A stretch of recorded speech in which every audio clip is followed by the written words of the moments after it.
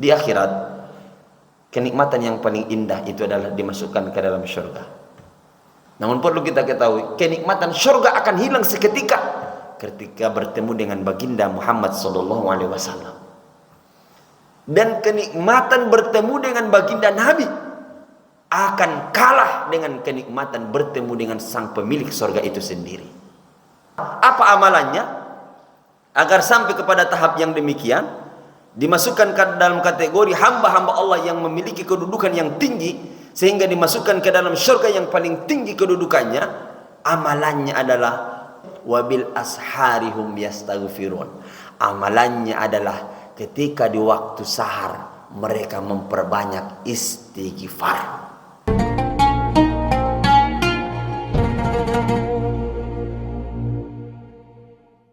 Assalamualaikum warahmatullahi wabarakatuh.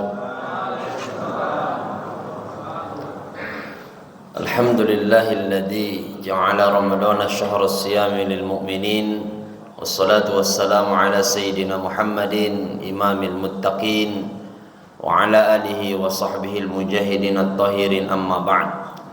Faqala Allah ta'ala fil Qur'anil Karim, bismillahirrahmanirrahim, ya ayyuhalladzina amanu taqullaha haqqa tuqatih wa la tamutunna illa wa antum muslimun. Hasbunallahu wa ni'mal wakil, ni'mal maula wa ni'man nasir. Ghufranaka rabbana wa ilaikal masir, wa la haula wa la quwwata illa billahil aliyil azim. Yang saya hormati pengurus Masjid Al-Munawwarah, begitu juga yang saya hormati tokoh masyarakat, alim ulama, cerdik pandai, bapak-bapak, ibu-ibu, segenap yang berhadir pada pagi ini. Mohon maaf tidak bisa saya sebutkan satu persatu. Insyaallah kita semua dimuliakan oleh Allah Subhanahu wa taala. Amin.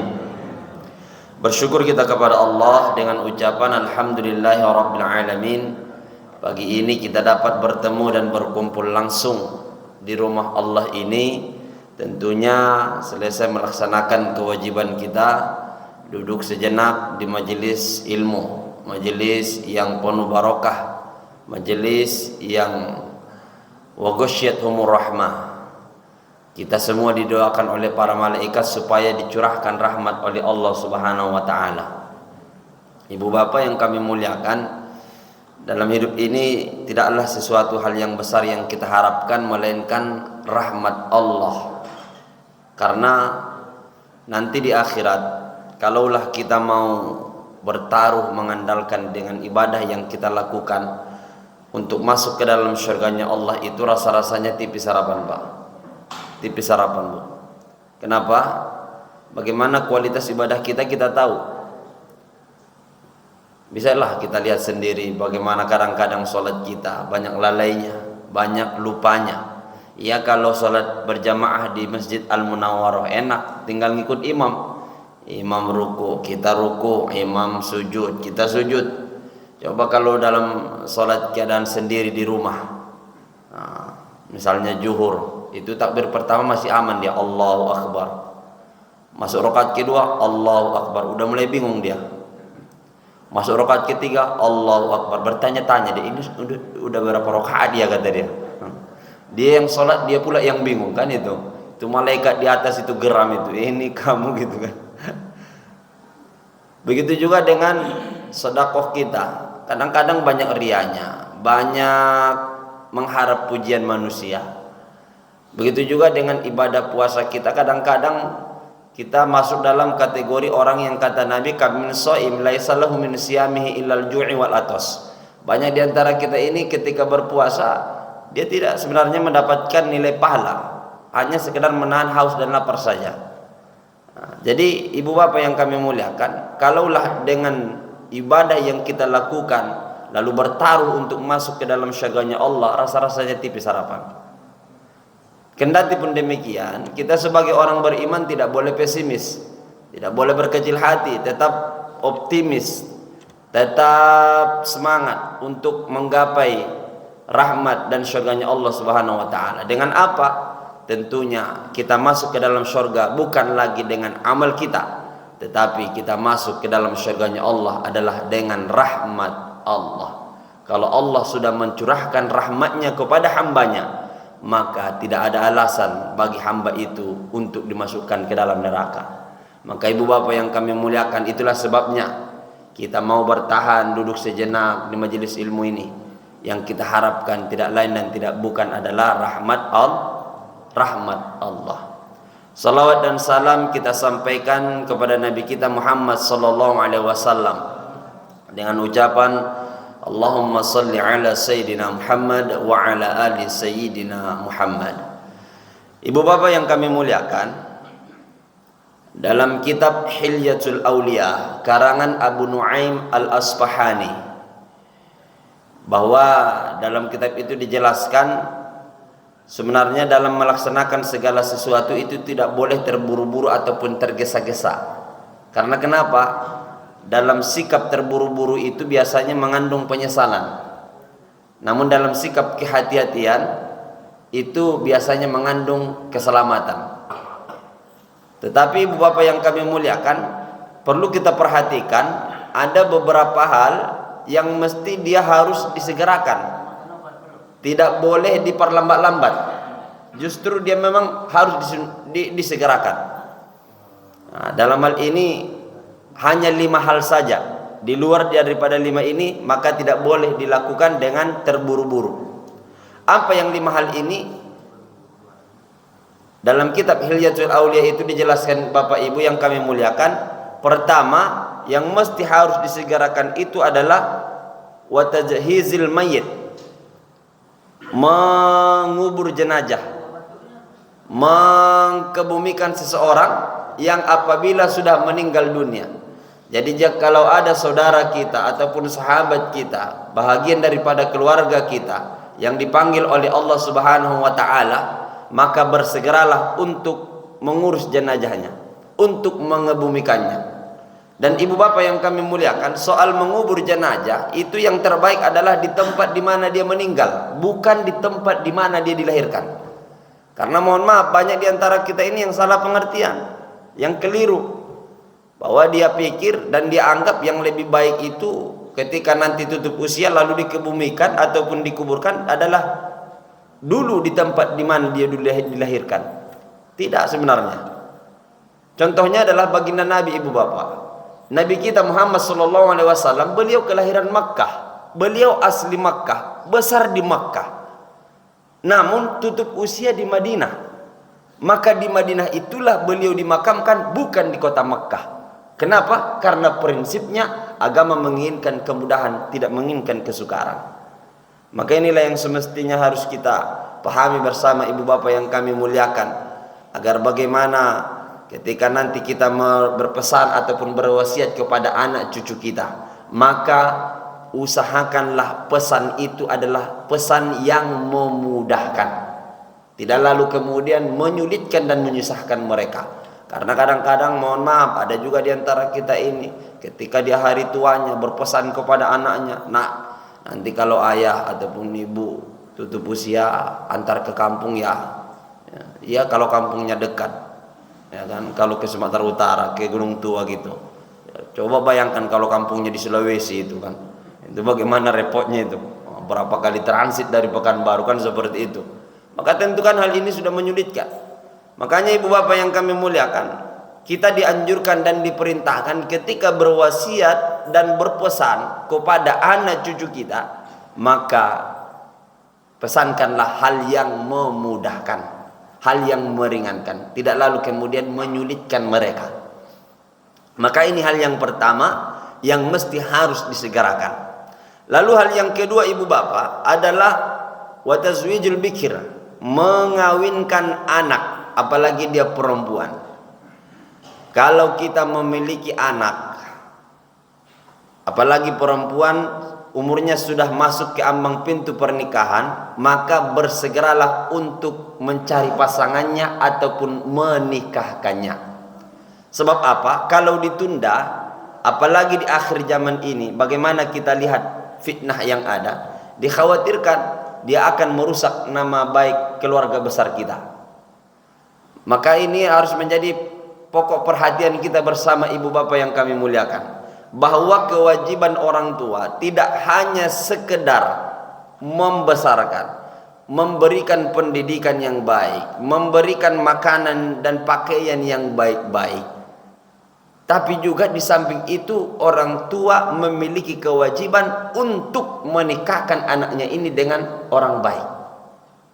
Tidak lalu kemudian ketika umurnya sudah dewasa dan sudah cukup untuk menikah, lalu diberikan sepenuhnya untuk mencari pasangannya. Tidak lalu kemudian demikian. Kita orang tua mesti tetap harus ada pertimbangan, harus tetap memberikan saran agar bagaimana kelangsungan hidup mereka itu bisa sesuai dengan tuntunan syariat yang ada. Ibu bapak yang kami muliakan, itu hal yang kedua. Lalu yang ketiga yang mesti harus disegerakan itu adalah waqada'id dain, membayar hutang. Jika kita memiliki hutang kepada orang lain dan kita sudah memiliki uang untuk membayar, maka bersegeralah untuk menyelesaikannya. Tidak lalu kemudian kita menunda-nunda. Karena mohon maaf, banyak di antara kita ini kan orangnya itu ahli putar memutar. Menghutang mudah, membayar yang susah. Menghutang sana, hutang sini.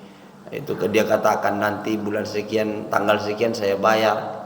Nah, begitu waktunya itu sudah masuk dan uangnya sebenarnya sudah ada, tapi uangnya ini digunakan untuk yang lain dulu, diputar dulu, putar sana, putar sini, putar. Akhirnya salah putar dia. Akhirnya kan bingung sendiri. Makanya ibu bapak yang kami muliakan, soal hutang ini tidak boleh disepelekan. Bahkan ada juga di antara kita ini, kalau kita lihat, kalau infak luar biasa, kalau bersedekah masya Allah tidak bisa dilawan. Tapi yang herannya kita itu adalah hutangnya bertumpuk di mana-mana. Nah, ini kan terbalik ini urusan ini. Dia nggak tahu letak posisi dasar hukumnya itu. Hutang itu kan wajib dia.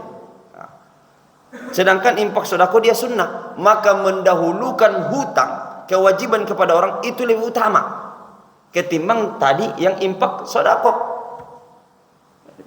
Karena ada juga penyakit di masyarakat kita demikian. Oh, kalau mau bersedekah, berinfak itu kan luar biasa. Tapi hutangnya di mana-mana, anggap sepele terhadap hutang. Maka tentu hal ini adalah sangat disayangkan. Apalagi soal menyangkut hak kepada orang lain. Ibu bapak yang kami muliakan, itu selalu kami sampaikan di mana-mana. Soal masalah hutang ini adalah soal yang serius. Ketika seseorang memiliki hutang, lalu dia anggap enteng, anggap sepele terhadap hutangnya, maka pada saat itu Allah akan menyusahkan hidupnya. Dan nanti ketika dia meninggal dunia, ruhnya akan terombang-ambing bainas sama'i wal ard, antara langit dan bumi, terombang-ambing. Bingung dia. Harusnya kan ruh seseorang itu ditempatkan di tempat yang terbaik, sehingga nanti diperlihatkan gambaran tempat yang akan mereka tinggali di akhirat.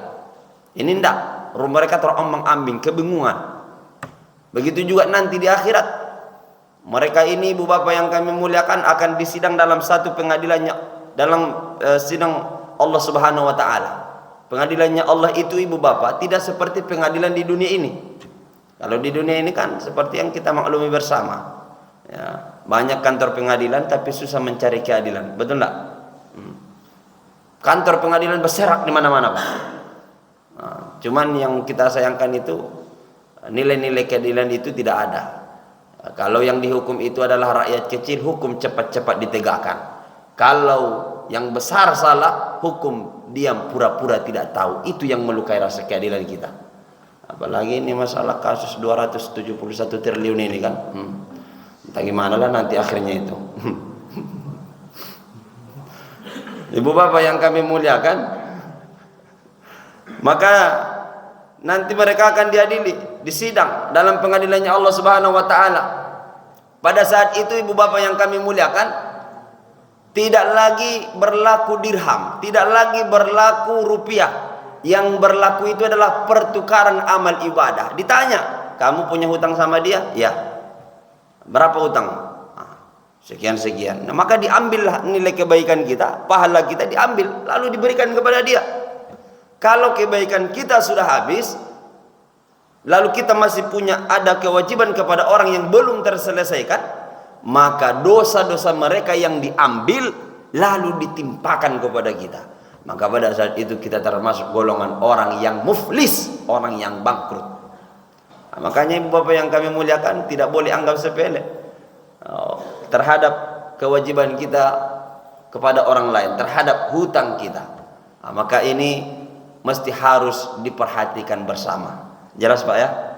Ibu-ibu jelas Bu? Biasanya kalau saya membahas hutang ini banyak ibu-ibu pura-pura nggak dengar dia nih. Masya Allah.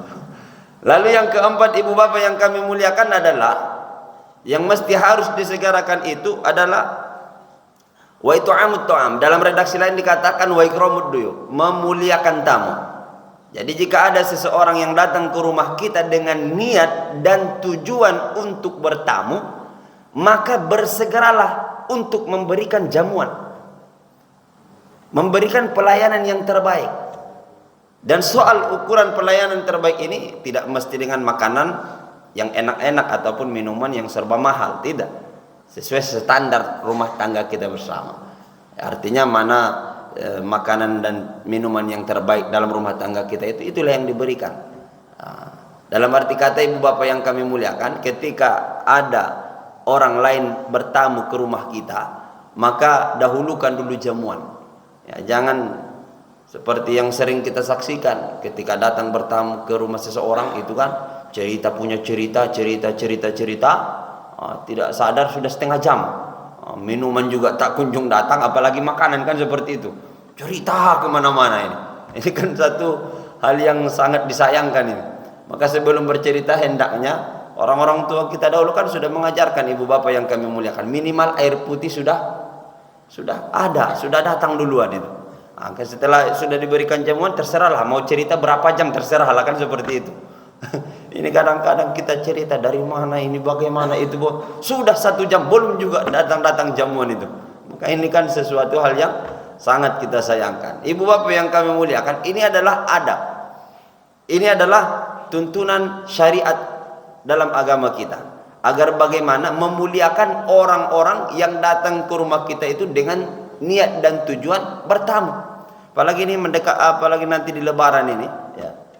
Kalau di Lebaran memang gak usah diragukan lah. Kalau di Lebaran itu insya Allah biasanya di bawah meja itu sudah ada 1 kotak minuman itu kan. Jadi siapa saja yang datang tinggal ambil. Jadi ini adab. Begitu juga kita sebagai seorang tamu juga harus memiliki adab. Ketika datang ke rumah orang lain, ibu bapak yang kami muliakan, tidak lalu kemudian itu kita sebagai menjadi orang yang pengemis, harus tahu diri juga. Ya, kalau nggak ditawarkan makan, nggak usah makan. Ya, kalau nggak ditawarkan minum, nggak usah minum. Ini kadang-kadang so akrab dia. Baru duduk ada makan langsung dimakan aja. Itu nggak punya adab, tamu yang nggak punya adab yang demikian.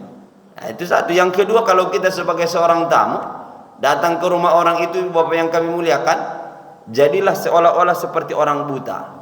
Dalam arti kata, tidak kemudian kita melihat ke kiri ke kanan. Kan ada juga tamu itu begitu masuk ke rumah orang dipelototin semua, dari kanan sampai kiri, atas bawah dilihatin semua. Artinya apa? Ini adalah sesuatu hal yang perlu kita perhatikan. Begitu juga nanti ketika kita sudah berpisah ataupun bubar keluar dari orang rumah yang kita kunjungi itu, maka jadilah kita seolah-olah seperti orang bisu. Dalam arti kata, ketika ada sesuatu hal yang kurang pantas misalnya kita lihat di rumah itu, maka enggak usah diceritakan kemana-mana, cukup di kita saja begitu. Tidak lalu kemudian kita ceritakan.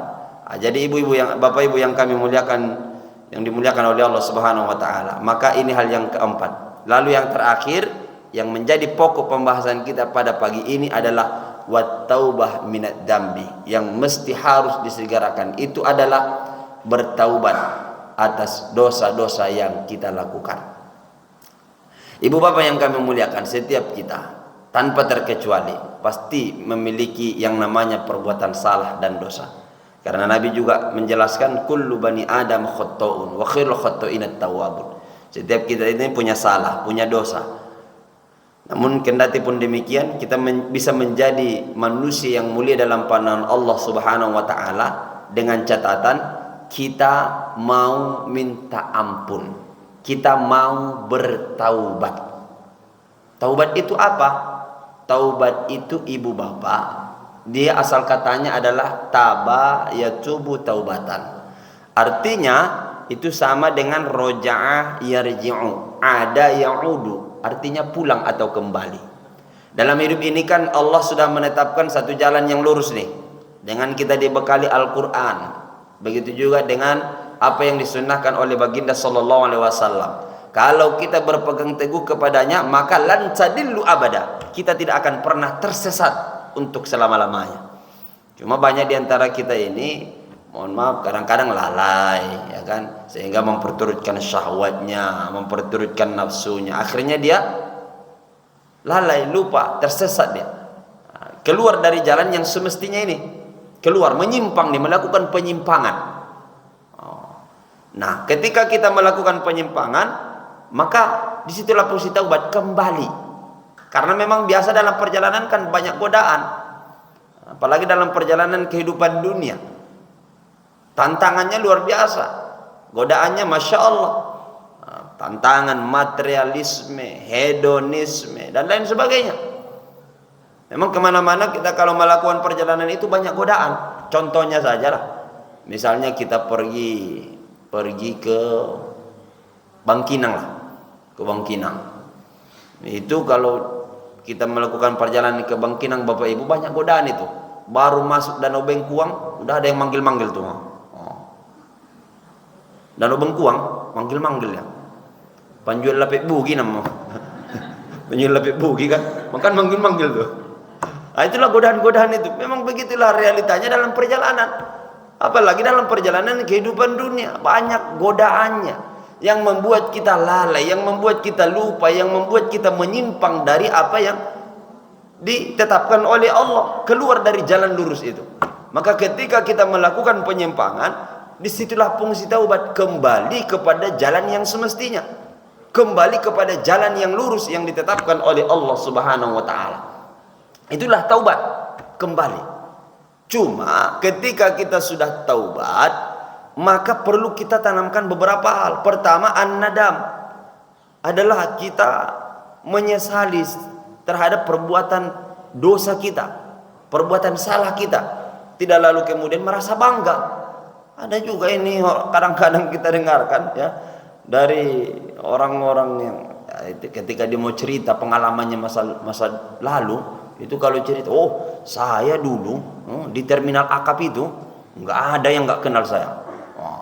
Saya kalau minum bukan lagi minum, itu arak sampai saya mandikan. Oh, bangga dia dengan dosanya kan. Itu adalah sesuatu hal yang keliru.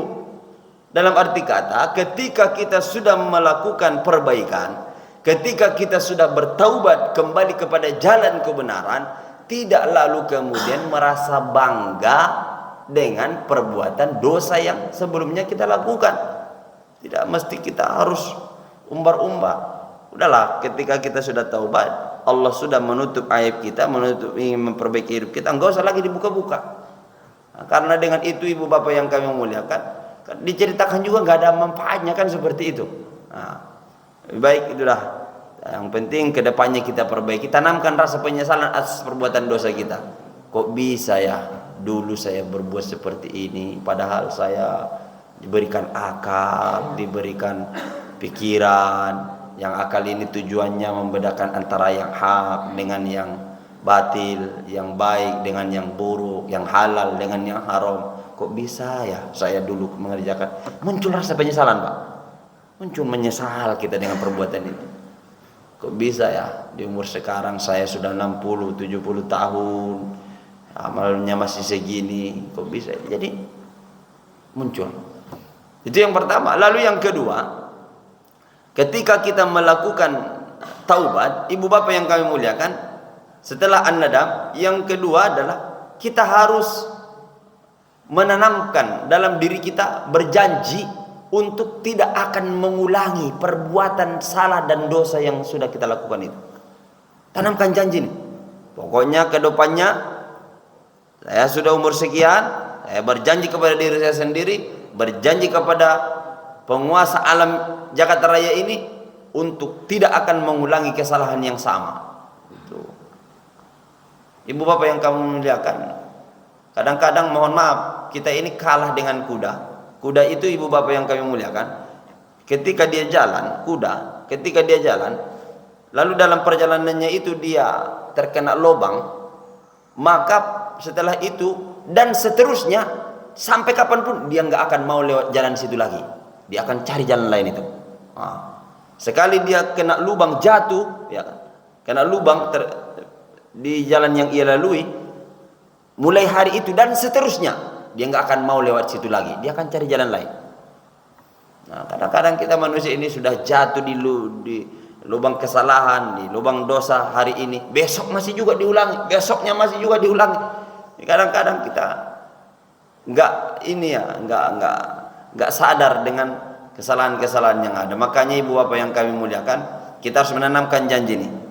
Berjanji kepada diri sendiri, berjanji kepada Allah Subhanahu wa taala, sang penguasa jagat raya ini, untuk tidak mengulangi kesalahan yang sama. Lalu yang selanjutnya ibu bapak yang kami muliakan, yang mesti harus kita perhatikan ketika sudah melakukan taubat adalah wa atbi'is sayyi'atal hasanata tamhuha, kata Nabi. Iringilah perbuatan salah dan dosa kita itu dengan perbuatan baik. Perbuatan baik. Di antaranya adalah memperbanyak istighfar. Memperbanyak istighfar. Nabi kita ibu bapak adalah sosok manusia paling mulia. Dosa nggak ada. Surga sudah dijamin. Nabi Muhammad itu surga sudah dijamin. Tapi masih saja beristighfar 70 kali dalam sehari semalam. Dosa tidak ada. Surga sudah dijamin, masih juga beristighfar. Dalam riwayat lain dikatakan 100 kali. Kita banyak salah, banyak dosa. Surga tidak ada yang menjamin. Itu pun masih malas untuk beristighfar kepada Allah. Masih malas beristighfar. Makanya ini yang mesti harus kita rutinkan. Astaghfirullahaladzim. Mohon ampun terus sambil mengingat perbuatan dosa kita itu, menanamkan penyesalan, menanamkan janji dalam diri untuk tidak akan mengulanginya kembali. Beristighfar, astaghfirullahaladzim. Apalagi ibu bapak, ini sebenarnya sudah masuk ke akhir Ramadan ini kan. Udah berapa hari lagi? 5 hari lagi kan? Oh, 3 hari lagi bu. Ibu-ibu nampaknya udah nggak sabar mau lebaran ini. 3 hari lagi. Belum tentu sebenarnya 4 ya. Karena kita tetap menunggu pengumuman dari Kementerian Agama. Nah, jadi ibu bapak yang kami muliakan, sebenarnya di bulan Ramadan ini ada satu waktu yang spesial, waktu yang kebanyakan kita melalaikannya. Waktu apa itu? Waktu sahar. Waktu sahar ini adalah waktu yang kata Nabi SAW diriwayatkan oleh 30 sahabat senior. Dalam arti kata kesuciannya itu sangat luar biasa. Pada saat itu barang siapa yang meminta kepada Allah akan diberikan. Siapa yang berdoa akan dikabulkan. Siapa yang minta ampun akan diberikan ampunan oleh Allah Subhanahu wa taala. Waktu sahar ini kapan? Waktu sahar ini ibu bapak, sepakat para ulama, dia itu setengah jam menjelang subuh, setengah jam menjelang fajar. Dalam Al-Quran Allah mengatakan dalam surah Ad-Dariyat, surah yang ke-51, nomor ayat yang ke-18. Bisa kita lihat nanti di rumah. Wabil asharihum yastaghfirun. Ini sebenarnya ciri-ciri orang yang pada ayat yang ke-15-nya. Ciri mereka yang nomor ayat yang 15. Bagaimana mereka yang nomor 15 ini? Innal muttaqina fi jannati wa uyun. Ada di antara kita ini dimasukkan dalam kategori hamba-hamba Allah yang memiliki kedudukan yang tinggi. Bahkan dimasukkan ke dalam surga jannati wa uyun. Surga yang paling tinggi kedudukannya. Yang surga ini ibu bapak, akhijina ma atahum rabbuhum. Nomor ayat yang ke-16-nya itu. Ketika dimasukkan ke dalam surga itu, maka baru terbesit dalam hatinya sudah langsung dihadirkan oleh Allah. Berbeda dengan surga yang lain. Ada surga yang kata Allah dalam surah Ali Imran surah yang ketiga nomor ayat 133, yang surganya itu wasari'u ila magfiratin min rabbikum wa jannatin arduha samawati wal ard. Surganya itu seluas langit dan bumi. Mereka akan dimasukkan ke situ, tapi dalam tingkatan surga ini ibu bapak masih dilayani dia. Kalau yang laki-laki dilayani oleh para bidadari, kalau yang perempuan dilayani oleh para pemuda, dijelaskan dalam surah Al-Waqiah itu, ya kan? Kalau perempuan itu dilayani oleh wildanun mukhalladun, dilayani oleh para pemuda yang ganteng, gagah, berwibawa. Jadi tadi yang pertama, mereka dimasukkan ke dalam surga tingkatan yang paling tinggi. Dalam surga ini tidak dilayani lagi, nggak ada pelayan. Pokoknya baru terbesit dalam hatinya, langsung dihadirkan oleh Allah. Akhidina ma'atahum rabbuhum. Terbesit dalam hatinya, saya mau ini, langsung hadir. Dan luar biasanya pada tingkatan surga yang ini, ibu bapak, tingkatan surga yang paling tinggi ini akan dipertemukan dengan sang pemilik surga itu sendiri. Masya Allah. Di akhirat, kenikmatan yang paling indah itu adalah dimasukkan ke dalam surga. Namun perlu kita ketahui, kenikmatan surga akan hilang seketika ketika bertemu dengan baginda Muhammad SAW. Dan kenikmatan bertemu dengan baginda Nabi akan kalah dengan kenikmatan bertemu dengan sang pemilik surga itu sendiri. Maka inilah sesuatu hal yang mesti harus kita tanamkan dalam diri kita, tidak hanya sekedar masuk surga. Kalau saya lah Ustaz, terserah, nggak usah lah panjang-panjang kali lah Ustaz, yang penting masuk surga udahlah itu, kata dia kan. Kalau memang seperti itu apa boleh buat. Cuman kalau ingin sampai kepada tahap itu, kita berusaha. Apa amalannya agar sampai kepada tahap yang demikian, dimasukkan ke dalam kategori hamba-hamba Allah yang memiliki kedudukan yang tinggi, sehingga dimasukkan ke dalam surga yang paling tinggi kedudukannya. Amalannya adalah pada ayat yang ke-18 Ad-Dzariyat, masih Ad-Dzariyat tadi, nomor ayat 18-nya itu, wabil asharihum yastaghfirun. Amalannya adalah ketika di waktu sahar mereka memperbanyak istighfar, memperbanyak mohon ampun. Waktu sahar tadi kapan Ustaz? Setengah jam sebelum subuh. Kalau hari ini subuh kita jam berapa Pak? 4.56. 4.56 berarti waktu sahar itu jam 4.26. Jam 4.26. Pokoknya setengah jam sebelum azan subuh. Itu waktu sahar. Dan sebenarnya waktu yang terbaik untuk sahur sebenarnya di waktu ini Pak. Di waktu ini. Waktu yang terbaik untuk sahur di waktu ini sebenarnya. Yang kata Nabi, tasaharu fa inna fis suhuri barakah. Sahurlah kalian, gunakan waktu sehari itu untuk bersahur, karena pada saat itu waktu yang penuh berkah. Waktu sahur tadi setengah jam sebelum subuh. Cuma ketika pada saat itu jangan digunakan sepenuhnya untuk makan minum. Ya kan, ini sebenarnya enggak dari awal kita bicarakan kan. Tapi sebagiannya digunakan untuk istighfar. Biasakan kalau kita makan minum 15-20 menit sudah cukup lah, ya kan, 15 menit. Apalagi model-model kita orang Indonesia ini kan makannya itu enggak pakai lama-lama itu. Pokoknya asal makanan itu sudah masuk, apalagi saya Pak, makanan itu masuk, kiri kanan gol, kiri kanan masuk ke dalam itu kan. Jadi 15 menit sampai 20 menit cukup makan minum.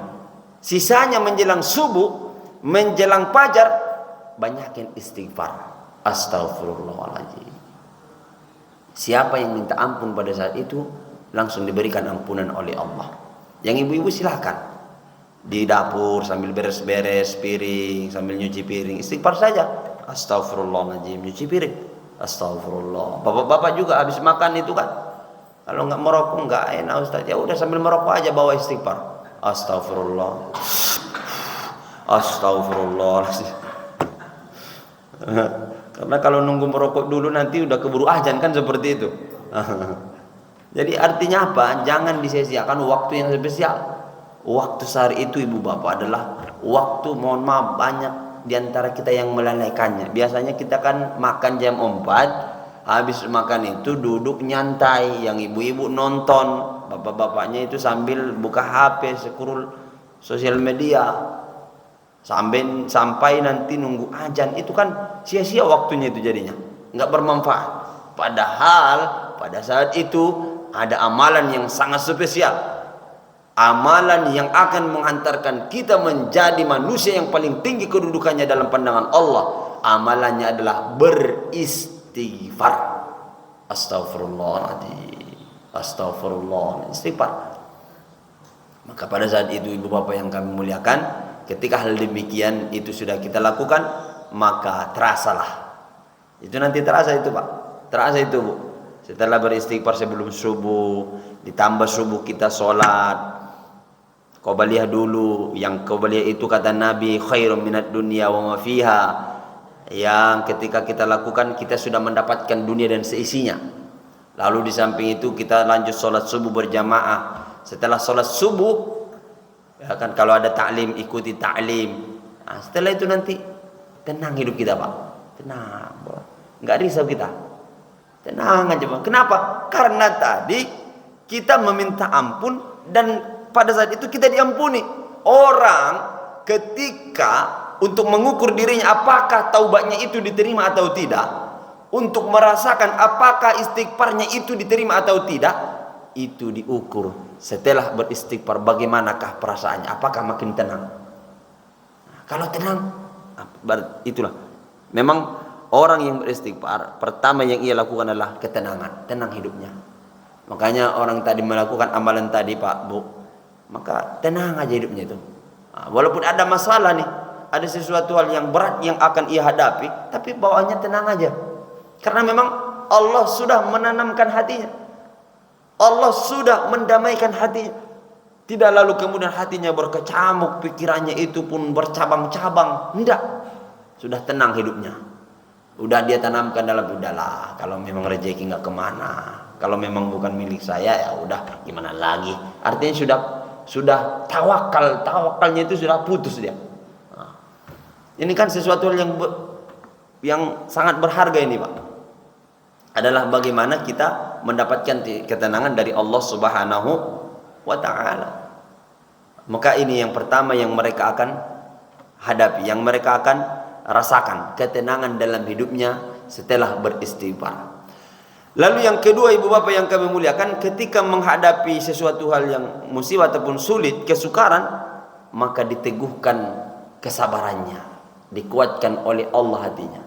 Tidak lalu kemudian dia menyesalkan apa yang sudah terjadi, ya kan? Dan dia itu kadang-kadang kita ini, mohon maaf, banyak diantara kita tidak ridho terhadap yang sudah terjadi dan selalu risau kepada yang belum terjadi. Ini banyak kita nih, belum terjadi sudah risau dia Pak, sudah takut, pikirannya sudah bercabang kemana-mana.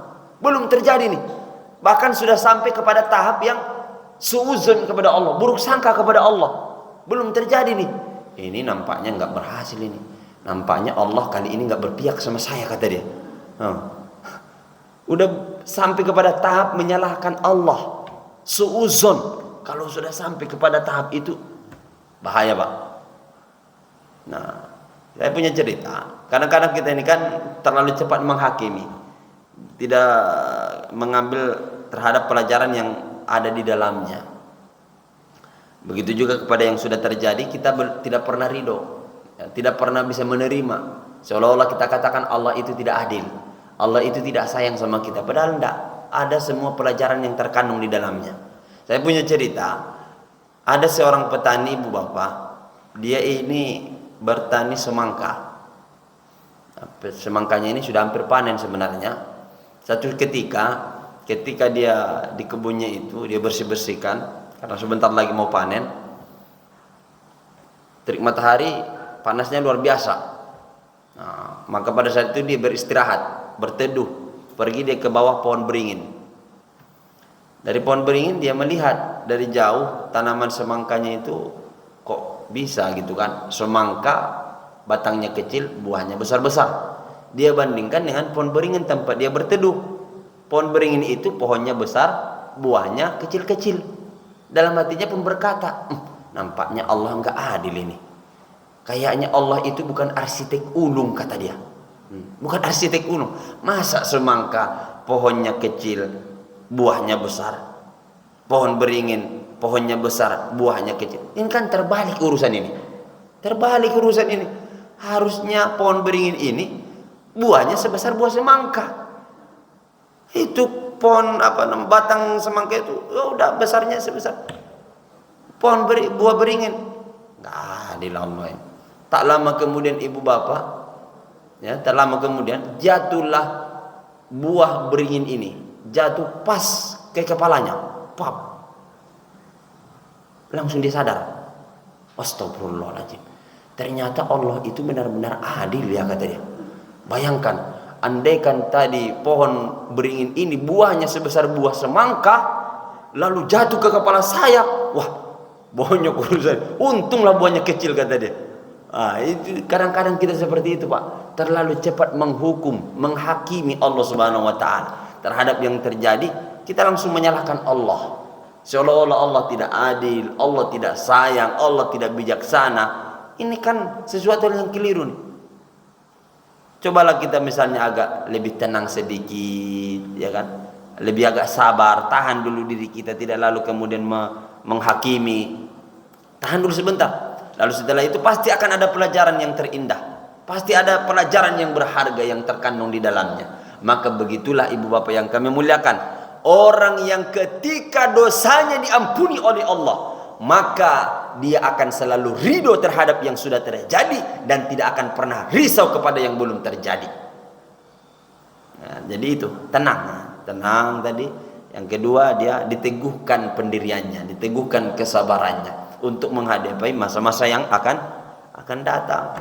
Nah, jadi ibu bapak yang kami muliakan, lalu yang selanjutnya, mereka yang diampuni oleh Allah Subhanahu wa taala akan dijauhkan, akan dikuatkan untuk menghadapi segala musibah yang ada. Setiap kita ini pasti akan diuji, pasti akan diberikan ujian. Cuman dalam persoalan ujian ini ada yang dikuatkan, ada yang memang dibiarkan saja. Nah, dalam ketahapan mereka yang selalu mohon ampun kepada Allah Subhanahu wa taala, dia akan dikuatkan dia untuk menghadapi ujian itu, untuk menghadapi musibah itu. Nah, tidak dibiarkan oleh Allah Subhanahu wa taala. Itu yang selanjutnya Ibu Bapak adalah mereka ini akan dibukakan pintu rezekinya dari arah yang tidak ia sangka-sangka. Kenapa demikian? Karena dia sudah sampai kepada tahap orang yang diridhoi dan dirahmati oleh Allah Subhanahu wa taala. Maka ketikalah seseorang hamba itu sudah menggantungkan seluruh persoalan dan problematikanya kepada Allah Subhanahu wa taala, maka Allah pun tidak akan menyia-nyiakan hidupnya. Jadi hidup itu ibu bapak adalah tergantung bagaimana prasangkaan kita kepada Allah Subhanahu wa taala. Kalau kita berprasangka baik, maka yang datang itu baik. Tapi kalau kita berprasangka buruk, maka jangan heran yang datang itu juga hal-hal yang buruk. Maka bagaimana dalam hidup ini kita terus berprasangka baik kepada Allah Subhanahu wa taala. Lalu yang terakhir, ibu bapak yang kami muliakan, ketika seseorang itu diampuni oleh Allah tadi, dia akan dimasukkan ke dalam golongan hamba-hamba Allah yang terpilih. Hamba-hamba Allah yang akan mendapatkan kedudukan yang tinggi. Sehingga nanti ketika mereka saat sakaratul mautnya itu dimudahkan oleh Allah. Sebagaimana yang kita maklum bersama, menghadapi sakaratul maut itu tidak mudah ibu bapak. Dalam hadis riwayat Imam Abu Dawud, seseorang yang ketika menghadapi sakaratul maut, artinya ketika ruhnya hendak berpisah dari jasadnya, maka rasa sakit yang ia rasakan itu sama seperti rasa sakit dengan disayat dengan 300 pedang. Begitulah yang dirasakan oleh anak Adam ketika ruhnya berpisah dengan jasadnya. Rasa sakitnya itu sama dengan disayat dengan 300 pedang. Jangankan disayat dengan pedang, ditusuk jarum saja kita ini sakitnya luar biasa, Pak. Sakitnya luar biasa ini, ditusuk dengan jarum. Apalagi rasa sakit seperti disayat dengan pedang, dengan 300 sayatan pedang. Maka pada saat itu, ibu bapak, segala yang mudah mungkin dulu kita ucapkan, pada saat itu sulit. Sulit. Kenapa? Karena kita berhadapan dengan rasa sakit. Berhadapan dengan rasa sakit. Maka kalaulah orang itu tidak dimudahkan oleh Allah, tidak dikuatkan oleh Allah, tidak dibimbing oleh Allah, tidak diringankan oleh Allah lisannya untuk mengucapkan kalimat thayyibah, kalimat la ilaha illallah, maka berat rasanya, Pak. Berat. Hanya mereka hamba-hamba Allah pilihan yang diringankan Allah lisannya sehingga mudah mengucapkan la ilaha illallah. Dituntun dia, dibimbing, tidak dibiarkan hidupnya. Sehingga kemudian, kenapa hal itu bisa ia ucapkan? Karena tadi dibimbing oleh Allah, lalu kemudian matanya pun terpejam dengan rapat, bibirnya pun tersenyum. Ketika menghadapi kematian itu, dia mati dalam keadaan husnul khotimah. Kenapa dia tersenyum? Karena dia mendengarkan panggilan dari malaikat. Ya ayyatuhan nafsul mutmainnah, jiwa-jiwa yang tenang, jiwa-jiwa yang bersih, yang kamu dulu sudah membersihkan dirimu. Irji'i ila rabbiki radiyatan mardiyah, kembalilah kepada Allah dengan diridhoi. Kamu itu sudah hamba Allah yang diridhoi. Pada khuli fi ibadi, kamu sebenarnya sudah masuk kategori hamba-hamba Allah pilihan. Wadakhuli jannati, dan engkau akan dimasukkan ke dalam syurganya Allah. Sehingga mereka mendengarkan panggilan itu, ibu bapak, tenang hatinya, hilang kekacauan dalam dirinya, ringan lisannya mengucapkan la ilaha illallah. Kenapa? Karena dia mendengarkan bahwa dirinya sudah termasuk hamba Allah pilihan, hamba Allah yang mendapatkan kedudukan syurga. Sehingga bibirnya tersenyum dan matanya pun terpejam dengan rapat dalam keadaan husnul khatimah. Tentu setiap kita tidak mendengarkan panggilan itu. Apa amalan untuk mendengarkan itu? Tadi, perbanyak istighfar, bersihkan diri dulu ya, terus kita lakukan pencucian atas dosa-dosa yang kita lakukan terus. Dan ibu bapak yang kami muliakan, pada akhirnya nanti kita akan dimasukkan ke dalam syurganya Allah Subhanahu wa taala. Nampaknya waktu syurga sudah masuk, Pak ya? 4 menit lagi. Maka inilah yang mesti harus kita perbanyak ya. Apalagi nanti juga menghadapi Idul Fitri. Nempar lagi-lagi nih ibu bapak yang kami muliakan, sambutlah Idul Fitri itu, kata Nabi, pertama dengan bil bishri was surur. Ini jangan keliru ya. Jangan keliru ketika menghadapi Idul Fitri. Banyak di antara kita yang keliru, mohon maaf, bahwa ketika Idul Fitri seolah-olah merdeka. Enggak. Bahwa Idul Fitri itu bebas. Enggak. Orang beriman belum seperti itu, Pak. Enggak seperti itu, Bu.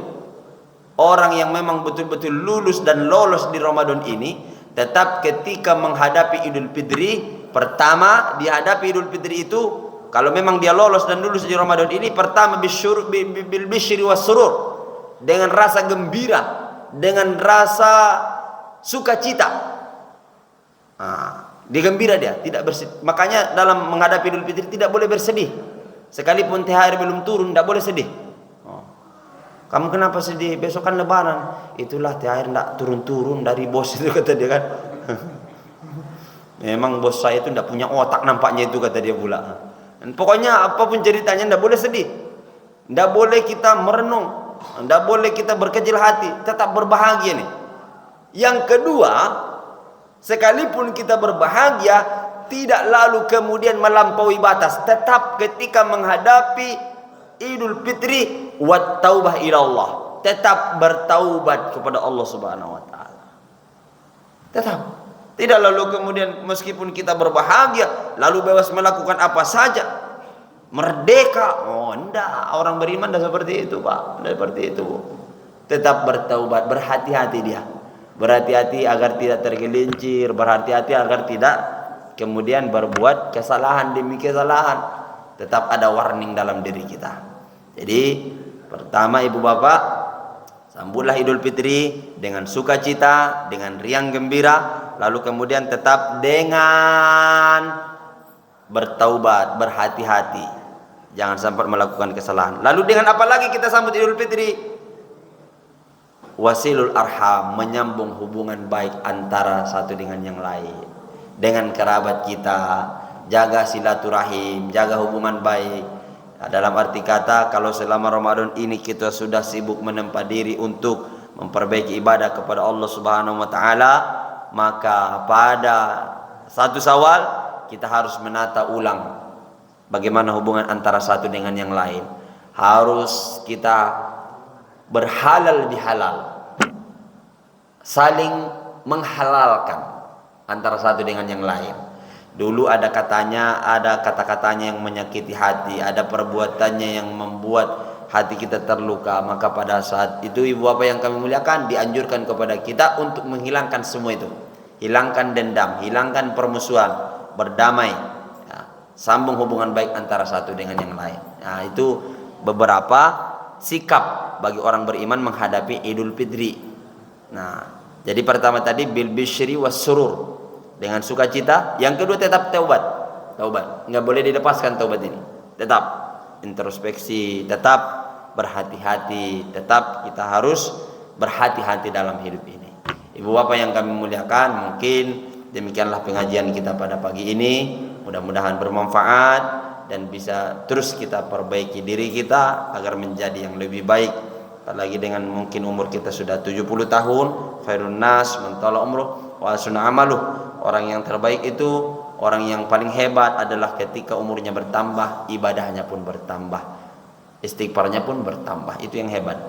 Nah, jadi cukup demikian yang dapat saya sampaikan. Terima kasih atas segala perhatian. Mohon maaf atas segala kesalahan.